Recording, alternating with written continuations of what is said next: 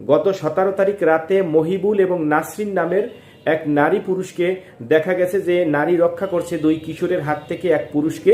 তো এমন একটি ভিডিও সামাজিক যোগাযোগ মাধ্যমে বেশ ভাইরাল হওয়ার পরে প্রশংসা কুড়াচ্ছে সকল সেক্টরে, অর্থাৎ সকল জায়গা থেকেই সেই নারীকে বাহবা দেওয়া হচ্ছে যে তার স্বামীকে রক্ষা করার জন্য স্ত্রী ঢাল হয়ে দাঁড়িয়েছে। এই বিষয়টা ভাইরাল হওয়ার পরদিনই কিন্তু ঘটনাটি অন্যদিকে মোড় দেয়, অর্থাৎ যে মহিবুলকে রক্ষা করেছে সেই মহিবুলের স্ত্রী লাইভে এসে অভিযোগ করেন যে নারী তাকে রক্ষা করেছিল, সে আসলে তার স্ত্রী নন, তার স্ত্রী হচ্ছে শম্পা। পরের দিন যিনি সংবাদ সম্মেলনে অভিযোগ করেন তার স্বামীর বিরুদ্ধে।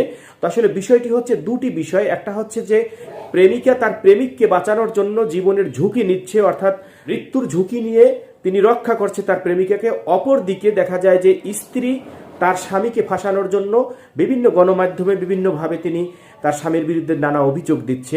যেহেতু বিষয়টি নিয়ে বিভিন্ন জায়গায় আলোচনা সমালোচনা হচ্ছে, আমরা আপনার ব্যক্তিগত মতামত জানতে চাই যে আসলে স্ত্রী তার স্বামীকে ফাঁসাচ্ছে একদিকে, অপরদিকে প্রেমিকা তার প্রেমিককে বাঁচাচ্ছে। আপনি কোন বিষয়টাকে সমর্থন করছেন?